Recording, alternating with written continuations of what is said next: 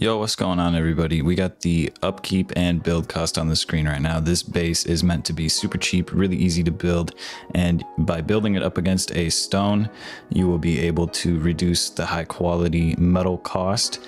We're going through the walkthrough right now. It is 15 rockets from any angle. Some angles are 14 rockets, but it depends on whether or not you use a garage door or this glass reinforced window in front of your TC, and you have plenty of loot space. I would recommend not expanding off of this base. You also have an area in your airlock for whatever you please to do with it. I would recommend not expanding off of this, building more of it if you do require more, as it'll overall be cheaper and more difficult for raiders to find and raid. So this is going to be your basic floor plan right here. This airlock area can be stone. If you are in a position like I am and you can put an actual airlock on it, I would recommend to do so. I just demonstrated this because in most areas, building up against a rock will be difficult to get that triangle off of the side if you place your foundations incorrectly. If you would like to add a helicopter expansion on top of this base, I would recommend having a furnace and jump up area in the airlock instead of closing off the roof. Just keep that in mind if you do plan on turning this into a heli base as well. And don't forget to add that triangle in front of your airlock right there if you are able to, so you can actually have a real airlock, because we're just going to be placing a garage door there. So besides the airlock, everything else is not going to be stone. It's going to be sheet metal, and if you wiggle around enough, you will absolutely be able to place these walls inside of here, which I recommend doing if you're building up against a rock, which, like I said, you don't have to build up against a rock if you don't want to. It just makes it cheaper for the HQM. And here are the walls that need to be upgraded. You can leave this one sheet metal. It's just to block any hackers from being able to see inside of your base, but if they are hacking, they're going to be able to see anyway. But some of them are able to clip inside rocks, and then they'd just be able to walk inside your base.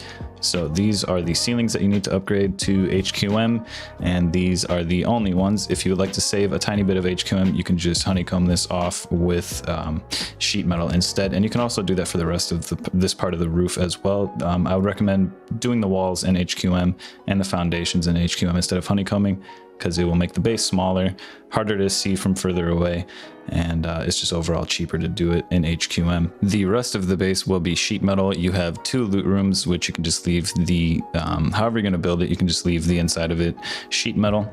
There's multiple ways you could build loot rooms nowadays, and it's completely up to you. I prefer to do the old-fashioned style loot room, and the rest of the base besides this wall is going to be window frames and door frames. The door frames will be placed along the hexagon right here. This is where your TC will be located if you are putting a window frame on it.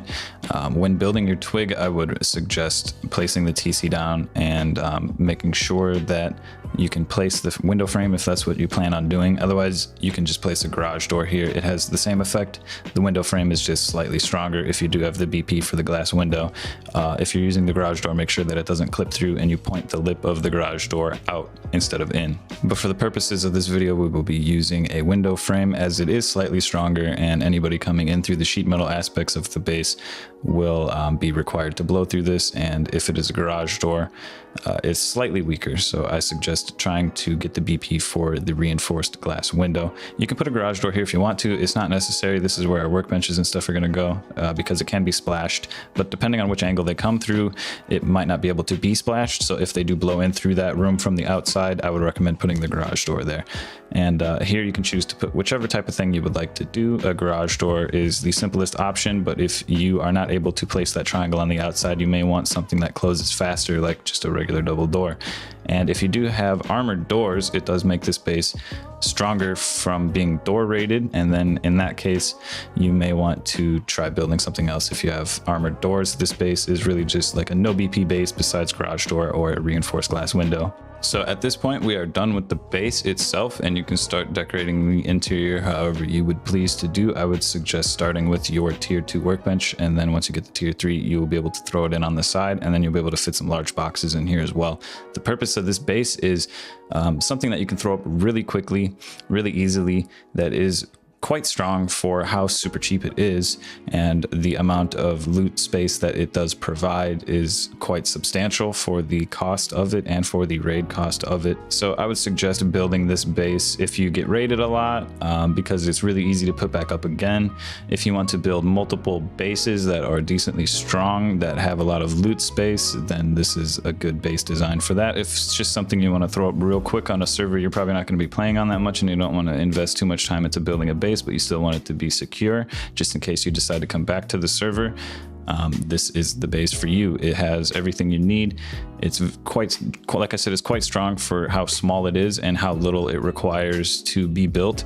It's just a couple stone nodes, like 4 or 5 metal nodes, maybe like 6 or 7. Smelt them up, get some high quality out of that, run a couple monuments, do a boat run, then you got all the HQM you need, and it just requires a garage door BP, which you could buy from a shop, or you could potentially find on a boat run or running monuments. It's super easy to get this base set up. You could get it set up within a couple hours of playing, and most of that time being spent on trying to find a BP and getting HQM, which if you just save all of the electrical components that are in the game now, you'll be able to get over 100 HQM relatively quickly. I think it's 200 actually, which still is really nothing at all. And like I said earlier, I prefer to do these styles of loot rooms and then put a window frame in front of them with reinforced glass window, but you could just put garage doors here.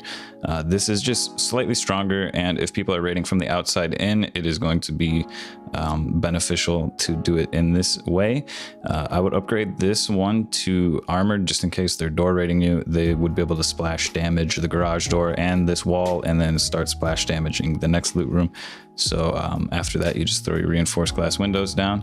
If you require some sort of furnace space, I'll show you after placing a bag, which I would recommend placing by the TC. Your furnace space is just right here, right in the hallway. Nice and simple little area. You'll have enough room to run through the base. You can place like 4 to 6 furnaces in here if you do it right, or you could just even fill it all up if you're trying to get some charcoal real quick. If you're built like I am, you can shove one into the rock. I didn't demonstrate it here because I forgot to, but if you do have a rock inside your base, you are able to shove a furnace in there pretty far. So if you do need like a quick charcoal factory, you can throw a bunch of furnaces down and run over the top of them. It's no big deal. If you are worried about this garage door right here, and you want to have some sort of vision, I would recommend using just a regular double door there. Otherwise, just block this wall off instead of putting a window there. It's completely up to you whether or not you would like to be able to see outside. If you do put a wall there, it just has to be stone. It doesn't need to be sheet metal unless you really, for some reason, want to make a sheet metal. But yeah, this is pretty much the entirety of the base design, and it is 15 rockets, 14, 15 rockets from any angle. And like I said, if you're able to place this triangle down here, make sure you do so that you have regular airlock. So keep that in mind when building your twig to see if everything fits properly. Otherwise you're stuck with a double door and you don't have an airlock.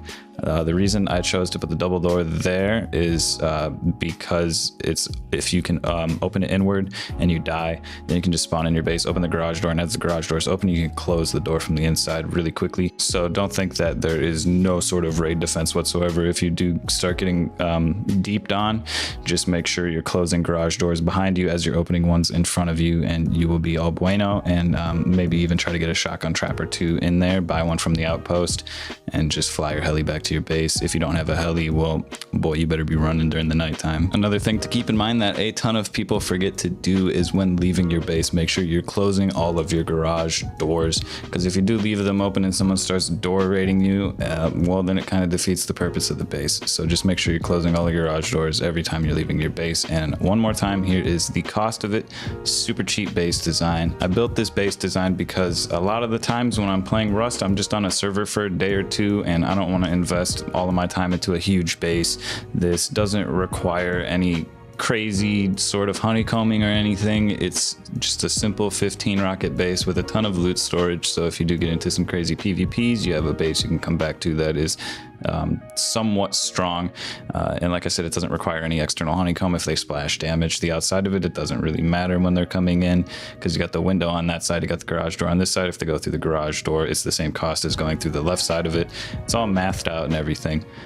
Just keep in mind, if you place your tier 3 workbench too close to that wall, you will not be able to replace the wall if you do get raided. So maybe like push your tier 3 a little further forward than I did in this base, because as you saw, I wasn't able to put the wall down. I hope you guys enjoyed the video. If you did, leave a like.